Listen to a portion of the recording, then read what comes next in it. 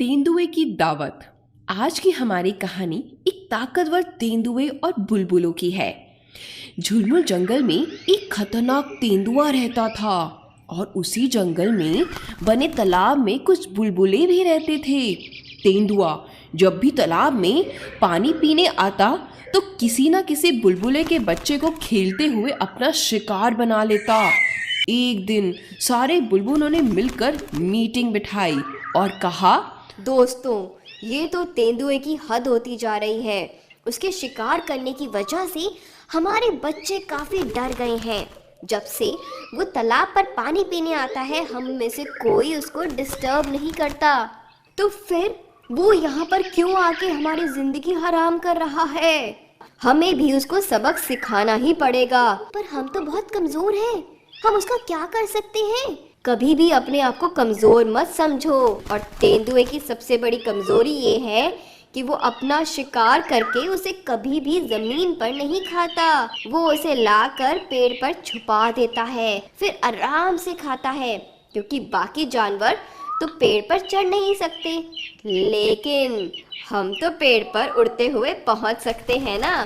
तो बस अब तेंदुए पे हमें नजर रखनी है। जब भी वो शिकार करके पेड़ पर रखे, हमें उस शिकार को नीचे फेंक देना है और लकड़बग्गों को इन्फॉर्म कर देना है, ताकि उनकी भी पार्टी हो जाए। इसके बाद तो जैसी बुलबुलों ने अपनी कमर ही कस ली थी, उन्होंने लकड़बग्गों से बात की और कहा, जब भी हम चिल्लाएं, समझ लेना तुम लोगों के लिए खाना मौजूद है और फट से आ जाना। फिर क्या था, तभी तेंदुआ मोटा शिकार करके लाकर पेड़ पर छिपाता। इसके जाते ही बुलबुले मिलकर चिल्लाते और आराम से बैठे सारे लकड़बग्गे आ जाते और बुलबुले पेड़ पर से तेंदुए का शिकार नीचे गिरा देते। लकड़बग्गों की तो बैठे बिठाए पार्टी हो जाती। तेंदुआ जब वापस लौटता तब अपना शिकार वहां ना देखकर बहुत टेंशन में आ जाता। ऐसा कुछ दिन तक लगातार देखने के बाद तेंदुआ बहुत टेंशन में था और उसने सोचा, लगता है शिकार को ढंग से और ऊंचाई पे नहीं रख पाता, जिसके कारण ये औरों के हाथ लग जाता है। अब की बार इस बात का ध्यान रखूंगा। दूसरे दिन तेंदुआ शिकार करके लाया और इस बार उसने अपने शिकार को बहुत ही ऊंचाई पे रखा। उसके जाते ही सारे बुलबुले चिल्लाए और लकड़बग्गे आ गए। बुलबुलों ने शिकार नीचे गिराया और लकड़बग्गों की पार्टी हो गई। तेंदुआ जब वापस आया तो अपना शिकार वहां ना पाकर बहुत टेंशन में आ गया। अरे ये क्या, इस बार तो मैंने अपना शिकार बड़ी हिफाजत से रखा था, फिर भी कैसे गिर गया? ओए, 4 दिन हो गए कुछ भी नहीं खाया। लगता है आज भी तालाब से पानी पीकर ही रात गुजारनी पड़ेगी। ओए, अब तो चलना भी मुश्किल हो गया है। और वो धीरे धीरे भूखा प्यासा तालाब के किनारे पहुंचता है और कहता है, आज तो बुलबुले और उसके बच्चे भी नहीं दिखाई दे रहे हैं। भूख से पेट में मरोड़ उठ रही है। ऐसी हालत देखकर बुलबुले बोलते हैं, अब पता चलेगा बच्चों को हमसे पंगा लेने का नतीजा। 4 दिनों में सारी ताकत निछुर हो गई। और सचमुच ये सिलसिला 4-6 दिन तक लगातार चलता रहा। तेंदुए में इतनी भी ताकत नहीं बची थी कि वो 4 कदम भी चल सके। शिकार करना तो बहुत दूर की बात थी। वो अपने शिकार को लकड़बग्गों को खाते देखकर सोचने लगा, मेरा किया हुआ शिकार लकड़बग्गे खा रहे हैं। कहीं लकड़बग्गों को भी पेड़ पर चढ़ना तो नहीं आ गया? अगर नहीं तो मेरा शिकार उन तक पहुंचता कैसे है? पता करने की कुछ तरकीब निकालनी पड़ेगी। ठहरो, अगर भागे तो मैं तुम्हें छोड़ूंगा नहीं। तभी तेंदुआ लकड़बग्गों के पास जाता है और कहता है, देखो, तुम मुझसे डरो मत, मैं तुम्हें कुछ नहीं कहूंगा। बस मुझे तुम इतना बता दो कि तुम और तुम्हारी फैमिली मेरे शिकार पर कैसे कब्जा कर लेते हो। इस पर लकड़बग्गे उसको बताते हैं, आप जब भी शिकार करके छुपाकर जाते हो, बुलबुले आकर उसे गिरा देते हैं और हम उनको खा लेते हैं। ये सुनते ही तेंदुए को बहुत गुस्सा आ गया और उसने तालाब पर जाकर खूब दहाड़ मचाई, बुलबुलों को चेतावनी दी। हे बुलबुलो, तुम मेरा इतना मेहनत से किया हुआ शिकार पेड़ से नीचे गिरा देते हो और मुझे भूखा मरना पड़ता है। हिम्मत है तो सामने आओ और मेरा मुकाबला करो। मगर उसकी धमकी का किसी भी बुलबुले पर कोई असर ही नहीं हुआ। उनका तेंदुए का शिकार गिराना वैसे ही चलता रहा। 15 दिन गुजर जाने के बाद जब तेंदुआ एकदम भूखा मरने की हालत में पहुंच गया तो उसने शेर राजा के दरबार में शिकायत लगाई। शेर राजा ने बुलबुले को भी बुलाए भेजा। महाराज, मैं जब भी शिकार करके लाकर पेड़ पे रखता हूँ, ये बुलबुले आकर मेरा शिकार नीचे गिरा देते हैं। सारे लकड़बग्घे उसकी पार्टी मनाते हैं और मैं भूखा रह जाता हूँ। पिछले 15 दिनों से मैं सिर्फ पानी पीकर अपना गुजारा कर रहा हूँ। क्यों भाई बुलबुले, ये कौन सा तरीका है भूखे के मुंह से खाना छीन लेने का? इनसे पूछिए महाराज, इनका कौन सा तरीका है? महाराज, ऐसे तो मैं भूखा ही मर जाऊंगा। तभी बुलबुले कहते हैं शेर महाराज से कि शेर महाराज, तालाब के किनारे खेलते हमारे बच्चों को हमसे छीन लेने का ये कौन सा तरीका है इसका? मैं समझा नहीं, ढंग से समझाओ।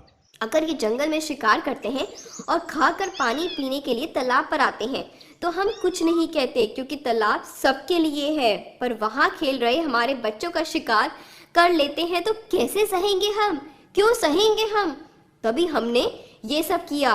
तेंदुए ने कहा, शिकार करना हमारी आदत है। तो इस पर बुलबुले कहते हैं, तो ठीक है, ऐसा ही है ना, तो उसके बाद भूखे रहने की भी अपनी आदत बना लो। ये जंग नहीं रुकेगी, तुम्हारा शिकार तुम्हें कभी खाने को नहीं मिलेगा। इस पर शेर राजा बोलते हैं, शट अप! ये क्या तरीका है मिस्टर तेंदुआ? हमारे ही दरबार में हमारा ही अपमान किया जा रहा है और इतना हल्ला मचा के रखा है तुम लोगों ने। ये क्या तरीका है? तब तेंदुआ कहता है, क्षमा करो महाराज, पर मैं बहुत भूखा हूँ। मैं ऐसे रह ही नहीं पा रहा हूँ। ऐसे तो मैं मर जाऊंगा महाराज। हम समझ सकते हैं, भूखे पेट ऐसी गलती हो जाती है। सियार सेनापति, आप ही बताएं इस समस्या का क्या समाधान है? महाराज, ये समस्या तभी सुलझ सकती है जब तेंदुए और बुलबुलों में दोस्ती हो जाए। वरना भला तेंदुआ बहुत ताकतवर है, लेकिन वो बुलबुलों से कभी नहीं जीत सकता।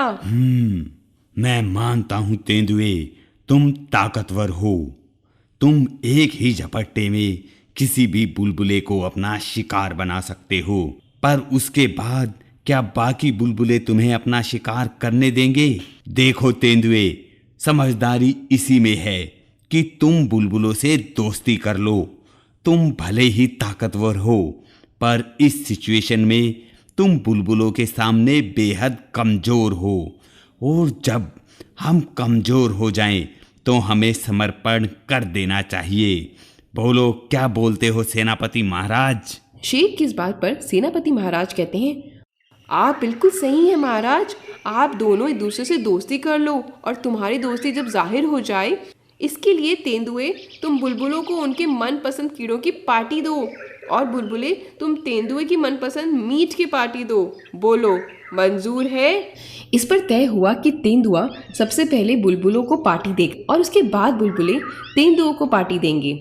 ऐसा तय होने पर तेंदुए ने बुलबुलों को अपनी गुफा में बुलाया और अपने कीड़ों की पार्टी दी। मगर इतने दिनों से वो भूखा था, इसलिए गुस्से में उसने बुलबुलों से बुला लिया और उसने उनको एक बड़ी सी थाली में पानी भरकर उसमें कीड़े परोसे। बड़ी सी थाली में बुलबुलों की चोंच नहीं डूबी, और जब तक उनकी चोंच ही नहीं डूबेगी तब तक बुलबुले खा ही कैसे पाएंगे।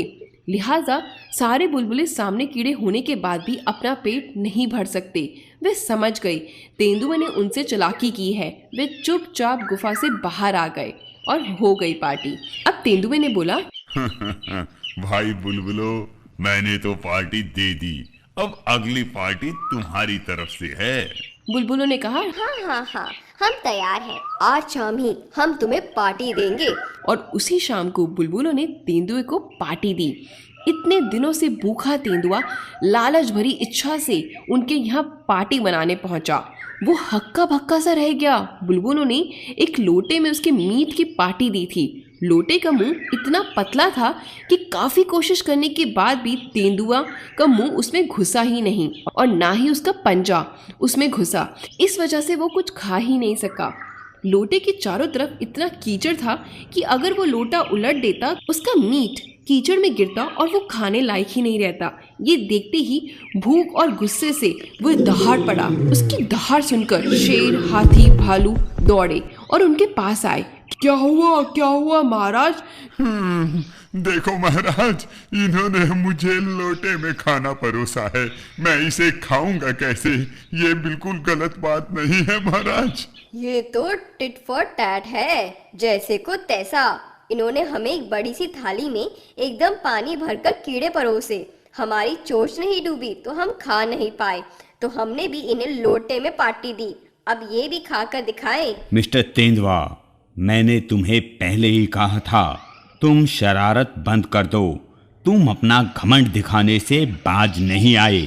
अगर इस दावत के बाद भी तुम्हारी आंखें नहीं खुली तो अपने भूखे मरने के जिम्मेदार तुम खुद होगे, ना कि कोई और। गलती हो गई महाराज, मुझे माफ कर दो। भाई बुलबुलो, तुम भी मुझे माफ कर दो। आज के बाद मैं कभी भी जिंदगी में तुम्हें और तुम्हारे बच्चों को तंग नहीं करूंगा और ना ही अपने इस दिमाग का घमंड करूंगा, ना अपने शरीर का घमंड करूंगा। मुझे माफ कर दो भाई, प्लीज मुझे माफ कर दो। इसलिए तो कहते हैं, मॉरल ऑफ द स्टोरी, कभी भी अपनी ताकत पर घमंड मत करो, क्योंकि बड़े से बड़े ताकतवर की भी कोई ना कोई कमजोरी जरूर होती है और कमजोर चीज उसी पर वार करके जीत जाती है। तो बच्चों, इससे आपको यही शिक्षा मिलती है। अगर आपको मेरी कहानी पसंद आई हो तो लाइक करना, शेयर करना और नेक्स्ट कहानी के लिए मेरा इंतज़ार करना। बाय बच्चों।